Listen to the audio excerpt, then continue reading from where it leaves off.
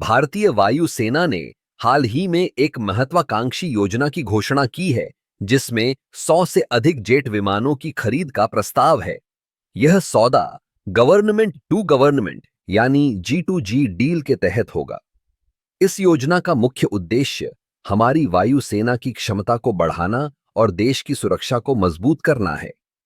आप सोच रहे होंगे, यह सब क्यों जरूरी है?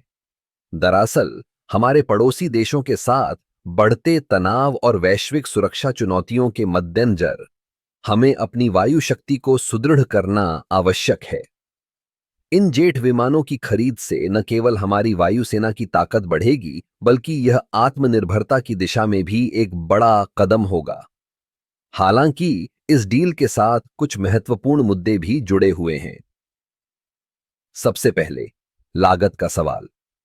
जब हम 100 से अधिक जेट विमानों की बात करते हैं, तो यह एक बड़ा वित्तीय निवेश है। सरकार को यह सुनिश्चित करना होगा कि यह सौदा न केवल रणनीतिक दृष्टिकोण से सही हो, बल्कि आर्थिक रूप से भी व्यवहार्य हो। दूसरा, असेंबली का मुद्दा। क्या हम इन विमानों को भारत में असेंबल कर पाएंगे? अगर हां, तो यह न केवल तकनीकी ज्ञान को बढ़ाएगा, बल्कि रोजगार के अवसर भी पैदा करेगा।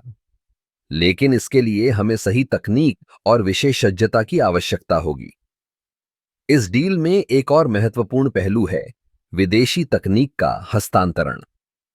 अगर हम विदेशी कंपनियों के साथ मिलकर काम करते हैं, तो हमें उनकी तकनीकी विशेषज्ञता का लाभ उठाने का मौका मिलेगा।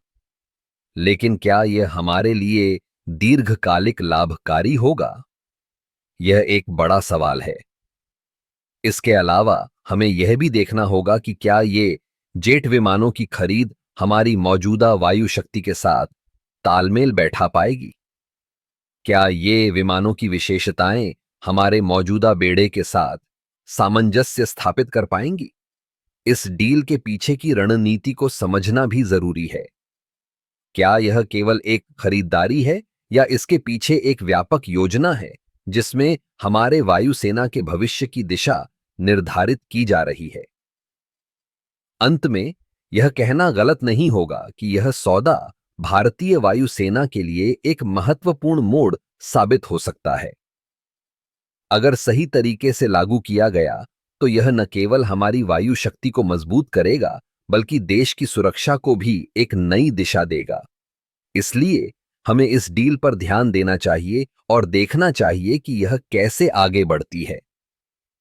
क्या हम अपनी वायुसेना को एक नई ऊंचाई पर ले जा पाएंगे? यह तो भविष्य ही बताएगा।